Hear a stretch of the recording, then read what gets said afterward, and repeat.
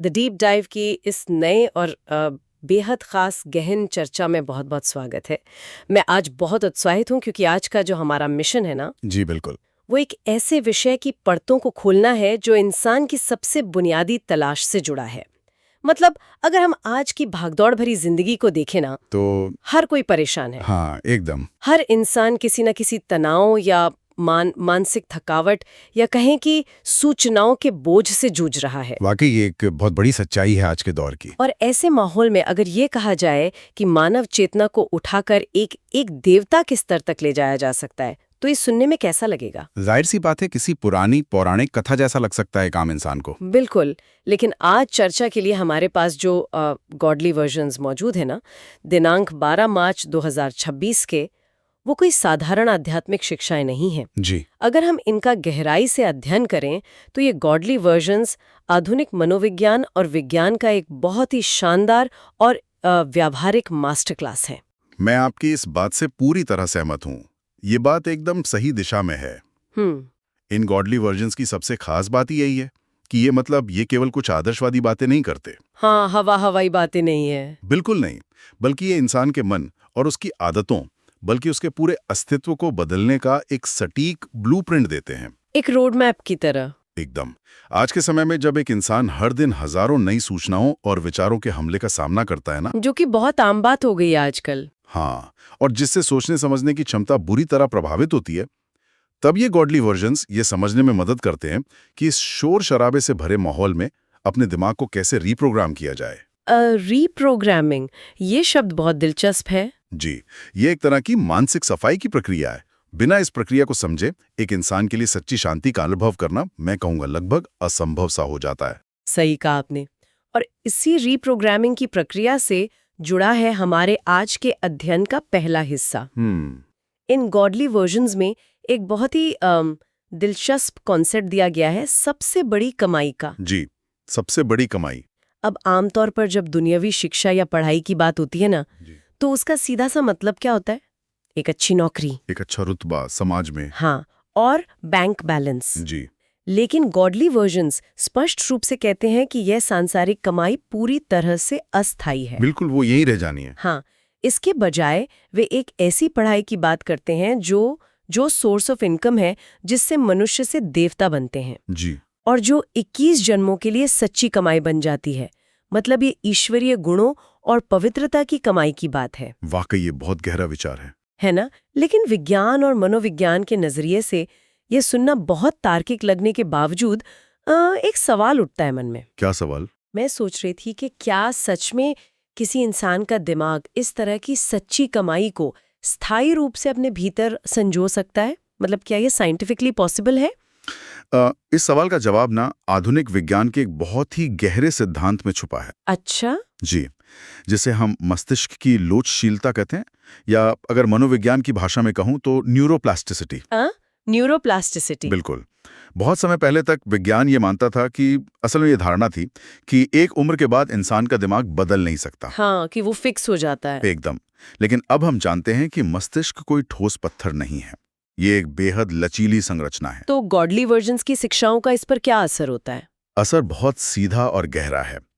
जब एक इंसान का दिमाग बार बार उच्च विचारों को या नैतिक सिद्धांतों और आध्यात्मिक जागरूकता को सीखता है और उन्हें दोहराता है, हाँ। तो मस्तिष्क की भौतिक संरचना ही बदलने लगती। इसका मतलब है कि विचार वास्तव में दिमाग की वायरिंग को बदल रहे हैं। बिल्कुल सही पकड़ा आपने। जो पुराने न्यूरल पाथवे हैं, मतलब दिमाग के वो रास्ते। हाँ, यानी वे रास्ते जिन पर चलकर इंसान को गुस्सा आता है या वो स्वार्थी महसूस करता है, वे धीरे धीरे कमजोर हो जाते हैं और सकारात्मक विचारों के नए रास्ते मजबूत होने लगते हैं। गॉडली वर्जन्स, जिससे सच्ची कमाई या ईश्वरीय गुणों को धारण करना कह रहे हैं ना, हाँ? वो असल में यही दीर्घकालिक व्यवहार परिवर्तन है। ये तो बहुत लॉजिकल है। लेकिन अगर हम इसे व्यवहारिक रूप में देखें, तो क्या किसी इंसान के लिए अपनी बरसों पुरानी आदतों को बदलना इतना आसान है? आसान तो नहीं है, क्योंकि गॉडली वर्जन्स भी कहते हैं कि ड्रामा में बहुत पुरुषार्थ करना है, यानी बहुत निरंतर प्रयास की जरूरत है। बिल्कुल। तो असल जिंदगी में ये पुरुषार्थ दिखता कैसा है? मैं इसे थोड़ा और गहराई से समझना चाह रही थी। इसे आप ऐसे समझिए जैसे एक नई भाषा सीखना हो, या फिर जिम जाने का उदाहरण ले लीजिए। ओके, जिम जाना। हाँ, जैसे शारीरिक मांसपेशियां एक दिन में नहीं बनती ना। नहीं, बिल्कुल नहीं। उसके लिए तो महीनों लगते हैं। बस वैसे ही मानसिक अनुशासन या भावनात्मक नियंत्रण और एकाग्रता रातों रात नहीं आते। इनके लिए लगातार अभ्यास करना पड़ता है। विज्ञान इसे आदत निर्माण या हैबिट फॉर्मेशन का सिद्धांत कहता है। तो जब गॉडली वर्जन्स पुरुषार्थ की बात करते हैं, हाँ, तो वे इसी वैज्ञानिक प्रक्रिया की ओर इशारा कर रहे हैं कि दिव्य गुणों को अपने भीतर स्थापित करने के लिए उस ईश्वरीय ज्ञान का बार बार हर दिन अभ्यास करना होगा। तब जाके वो इंसान के स्वभाव का स्थायी हिस्सा बनेगा। बिल्कुल, बिना मेहनत के कुछ नहीं होता। ये तुलना काफी सटीक है, लेकिन यहाँ एक और बहुत बड़ी अड़चन आती है मेरे ख्याल से। कैसी अड़चन? गॉडली वर्जन्स में ही एक सवाल उठाया गया है कि मीठी मीठी बातें धारण कब होंगी। जी, बहुत ही अहम सवाल है ये। मतलब ये उच्च विचार जीवन में उतरेंगे कैसे? इसका उत्तर देते हुए गॉडली वर्जन्स बताते हैं कि यह तब संभव है जब बुद्धि पर परमत या मनमत का प्रभाव न हो। परमत और मनमत। हाँ, परमत यानी दूसरों का प्रभाव और मनमत यानी अपनी खुद की मनगढ़ंत राय। बिल्कुल।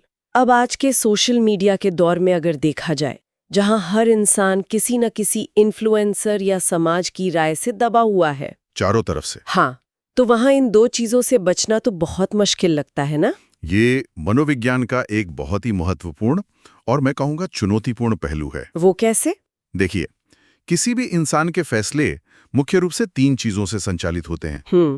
पहला है उसका अपना व्यक्तिगत पूर्वाग्रह, जिसे हम आज के इस अध्ययन में मनमत कह सकते हैं। मतलब जो मैं खुद मानना चाहती हूँ। बिल्कुल, इंसान अक्सर वही सच मानता है जो वो मानना चाहता है, भले ही सच कुछ और हो। हाँ, ये तो इंसानी फितरत है। फिर दूसरा है सामाजिक प्रभाव, यानी दुनिया क्या कह रही है, जिसे गॉडली वर्जन्स में परमत कहा गया है। एकदम सही। ज्यादातर लोग अपनी पूरी जिंदगी इसी सामाजिक कंडीशनिंग के आधार पर गुजार देते हैं कि लोग क्या कहेंगे। बिल्कुल। लेकिन आध्यात्मिक विकास के लिए एक तीसरी चीज की जरूरत होती है, उच्च सिद्धांत। उच्च सिद्धांत। हाँ, जब कोई इंसान इस बाहरी कंडीशनिंग से खुद को आजाद कर लेता है और केवल श्रीमत यानी ईश्वरीय निर्देशों पर चलता है, केवल तभी उसका मन सत्य को बिना किसी मिलावट के ग्रहण कर पाता है। आपकी इस बात से ना मुझे गॉडली वर्जन्स की एक बहुत ही सख्त चेतावनी याद आ रही है। कौन सी? उसमें कहा गया है कि सिवाय ज्ञान के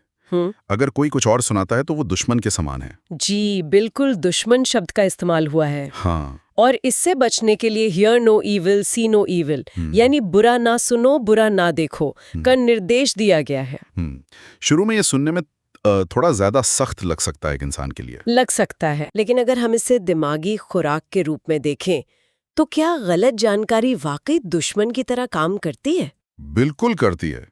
इसे अगर हम मनोविज्ञान की भाषा में समझे ना तो इसे संज्ञानात्मक विकृति या कॉग्निटिव डिस्टॉर्शन कहा जाता है। Cognitive distortion. हाँ। इसे थोड़ा और आसान शब्दों में अगर आप बता सकें। हाँ, कल्पना कीजिए कि एक इंसान दिन भर लगातार नकारात्मक खबरें देख रहा है, जो कि आजकल बहुत लोग करते हैं। बिल्कुल। सोशल मीडिया पर बहस पढ़ रहा है या अपने सामाजिक परिवेश से गलत धारणाएं सोख रहा है, तो धीरे धीरे क्या होगा? उसका दिमाग भी वैसा ही हो जाएगा। एग्जैक्टली। उसकी मानसिक स्पष्टता पूरी तरह से खत्म हो जाएगी। उसका दुनिया को देखने का नजरिया ही डर और शंकाओं से भर जाएगा। तो एक तरह से वो एक लूप में फंस जाएगा। हाँ, गलत मान्यताएं भ्रम पैदा करती हैं और भ्रम से इंसान का आंतरिक विश्वास टूट जाता है। इसीलिए अपने मन को इस हानिकारक इनपुट से बचाना अपने दिमाग के दरवाजे पर एक बहुत सख्त पहरेदार बिठाने जैसा है, जिसे godly versions hear no evil see no evil कह रहे हैं। तो ये तो हुई मन को साफ रखने और उसे तैयार करने की बात। जी। अब इस चर्चा को सत्य की ओर मोड़ते हैं, जिसे समझना गॉडली वर्जन्स के अनुसार सबसे ज्यादा जरूरी है। बिल्कुल। इन गॉडली वर्जन्स में स्पष्ट किया गया है कि आध्यात्मिक यात्रा का सबसे पहला कदम ये मानना और सिद्ध करना है कि भगवान एक है और निराकार है। हाँ, वो निराकार है और वही इस नई दुनिया का रचयिता यानी शिव है। जी। अब भक्ति मार्ग के दौरान जो भी भ्रम या अज्ञानता पैदा हुई है ना, उसे दूर करने के लिए ये एक बहुत ही स्पष्ट आधार देता है। एकदम स्पष्ट आधार है। लेकिन इसे तार्किक रूप से कैसे समझा जाए? मतलब आधुनिक इंसान के लिए ये तर्क कैसे काम करेगा? इस बात को ना एक लॉजिकल और सिस्टम आर्किटेक्चर के दृष्टिकोण से देखना बहुत दिलचस्प है। सिस्टम आर्किटेक्चर, ये नया एंगल है। हाँ, दुनिया की किसी भी जटिल सिस्टम का उदाहरण ले लीजिए आप। जैसे अगर एक बहुत विशाल और खूबसूरत गगनचुंबी इमारत है, तो क्या उसके 10 आर्किटेक्ट होते हैं? नहीं, उसका हमेशा एक ही मुख्य आर्किटेक्ट होता है। बिल्कुल। या मान लीजिए एक जटिल सॉफ्टवेयर प्रोग्राम है, हाँ, उसका भी एक मुख्य डिजाइनर होता है। हाँ, वरना कोड आपस में टकरा जाएंगे। सही कहा। जब सिस्टम बहुत बड़ा होता है तो उसके पीछे एक सिंगल इंटेलिजेंट सोर्स का होना जरूरी है, वरना उसमें अराजकता या केओस फैल जाएगी। ठीक इसी तरह इस पूरे ब्रह्मांड और मानव जीवन के सिस्टम का भी एक सर्वोच्च रचयिता होना ही चाहिए। और गॉडली वर्जन्स उस रचयिता की पहचान शिव के रूप में कराते हैं। जी, जो निराकार है। जब एक इंसान इस एक सर्वोच्च सत्ता को पहचान लेता है ना, तो उसका जो वैचारिक भटकाव है वो खत्म हो जाता है और इसे एक स्पष्ट दिशा मिल जाती है। बिल्कुल। और दिशा मिलने के बाद ही असली परिवर्तन की शुरुआत होती है। जी। गॉडली वर्जन्स में इंसान के इस पूरे ट्रांसफॉर्मेशन को 3 बहुत ही स्पष्ट चरणों में बांटा गया है। 3 चरण? हाँ जी। कि एक इंसान कैसे शूद्र वर्ण से निकलकर ब्राह्मण वर्ण में आता है और अंत में दैवी वर्ण को प्राप्त करता है। नहीं, बल्कि अज्ञानता की स्थिति से है। फिर ब्राह्मण वर्ण वह बीच का समय है जहां आत्मा सीख रही है, एक ट्रांजिशन फेज है। हाँ, और अंत में दैवी वर्ण उस दिव्य स्वभाव का प्रतीक है। तो क्या मनोविज्ञान भी इंसानी बदलाव को ऐसे ही चरणों में देखता है? बिल्कुल देखता है। मनोविज्ञान में बदलाव की इस पूरी प्रक्रिया को संज्ञानात्मक पुनर्गठन या कॉग्निटिव रीस्ट्रक्चरिंग कहा जाता है। Cognitive restructuring. जी। इसे समझने के लिए हम फिर से वो सॉफ्टवेयर वाला उदाहरण ले सकते हैं। हाँ, वो इमारत और सॉफ्टवेयर वाला। हाँ, तो मान लीजिए एक कंप्यूटर है जिसमें बहुत सारे वायरस आ गए हैं। हाँ। और वो ठीक से काम नहीं कर रहा है। ये है शूद्र वर्ण यानी अज्ञानता और पुरानी गलत आदतों की स्थिति। ओके। दूसरा चरण वो होता है जब आप उस कंप्यूटर में एंटीवायरस डालते हैं और पुरानी फाइलों को स्कैन करके डिलीट करते हैं। बिल्कुल। अब ये प्रक्रिया समय लेती है, कभी कभी कंप्यूटर हैंग भी होता है इस दौरान। हाँ, फ्रस्ट्रेशन भी होती है। गॉडली वर्जन्स इसे ब्राह्मण वर्ण या संक्रमण काल कहते हैं, जहां इंसान नई प्रोग्रामिंग सीख रहा है, पुरानी आदतें छूट रही हैं। तो ये थोड़ा संघर्ष वाला समय है। बिल्कुल। और तीसरा चरण होता है जब कंप्यूटर पूरी तरह से साफ हो जाता है और बेहतरीन तरीके से काम करने लगता है। एग्जैक्टली। यही व्यवहारिक परिवर्तन दैवी स्थिति है जो गॉडली वर्जन्स का अंतिम लक्ष्य है। ये एंटीवायरस वाला उदाहरण तो बहुत ही शानदार है। मतलब वायरस को पहचानना और उसे हटाना ही सबसे बड़ा काम है। जी। और इसी से जुड़ी एक और बहुत ही आकर्षक लेकिन थोड़ी उलझाने वाली बात गॉडली वर्जन्स में कही गई है। कौन सी बात? उसमें बताया गया है कि कैसे वे आत्माएं, जो शब्द इस्तेमाल हुआ है, जहर मिसल थीं। जहर मिसल यानी विकारों से भरी हुई। हाँ, जिनमें काम, क्रोध, अहंकार जैसे विकार गहराई तक भरे हुए थे। वे अब ज्ञान और याद के माध्यम से वाइसलेस ब्राह्मण बन रही हैं, यानी पूरी तरह से पवित्र हो रही हैं। जी। लेकिन उलझन यहाँ पैदा होती है जब गॉडली वर्जन्स आगे कहते हैं कि गृहस्थ व्यवहार में रहते सारी दुनिया का त्याग करना है। ये बहुत गहरा पॉइंट है। अब आप ही सोचिए ना, मान लीजिए कोई इंसान ऑफिस जा रहा है, परिवार की जिम्मेदारियां उठा रहा है, रोजमर्रा के ट्रैफिक में फंस रहा है, आम जिंदगी जी रहा है। हाँ, तो वो इंसान सारी दुनिया का त्याग कैसे कर सकता है? ये संतुलन कैसे बनता है? मैं कहूँगा ये शायद पूरी आध्यात्मिक यात्रा का सबसे चुनौतीपूर्ण और सबसे ज्यादा गलत समझा जाने वाला हिस्सा है। हाँ, लोग सोचते हैं कि सब छोड़ छाड़ के भाग जाना है। बिल्कुल। लेकिन यहीं पर पुरानी प्रोग्रामिंग को मिटाने, जिसे हम मनोविज्ञान में डीकंडीशनिंग कहते हैं, उसका कॉन्सेप्ट काम आता है। डीकंडीशनिंग? जी, जिसे गॉडली वर्जन्स में जहर मिसल विकार कहा गया है। जैसे गुस्सा आना। हाँ, जैसे ट्रैफिक में फंसने पर बेतहाशा गुस्सा आना या दफ्तर में किसी सहकर्मी से ईर्ष्या होना। ये इंसान की स्वाभाविक स्थिति नहीं है। तो ये क्या है? ये केवल कंडीशन की गई प्रतिक्रियाएं हैं जो इंसान ने बाहरी दुनिया से सीखी हैं। मतलब हमने इसे अडॉप्ट कर लिया है। एकदम। जब एक इंसान आत्म जागरूकता का अभ्यास करता है ना, तो वो इन नकारात्मक पैटर्न्स को डीकंडीशन कर सकता है।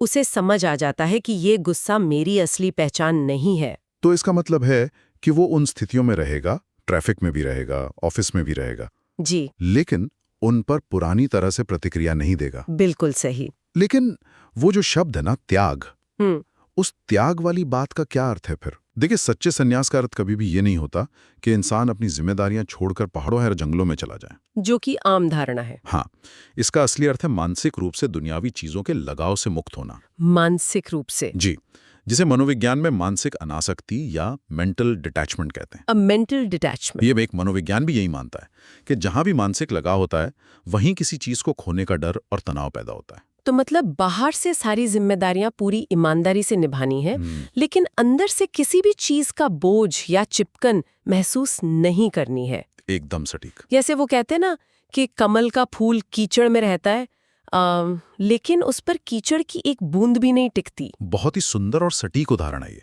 जब एक इंसान भीतर से वैराग्य की स्थिति में आ जाता है तो वो भावनात्मक रूप से पूरी तरह संतुलित हो जाता है। वो हर रिश्ता और हर काम को ज्यादा बेहतर तरीके से निभा सकता है, क्योंकि अब उसके फैसले डर से नहीं आ रहे हैं। बिल्कुल, उसके फैसले डर, मोह या स्वार्थ से नहीं बल्कि स्पष्टता से लिए जा रहे हैं। हाँ। यही कारण है कि गॉडली वर्जन्स बाहरी दिखावे वाले सन्यास के बजाय इस आंतरिक सन्यास पर इतना गहरा जोर देते हैं। ये स्पष्टता ही वो कुंजी है जो इंसान को इन सारी उलझनों से बाहर निकालती है।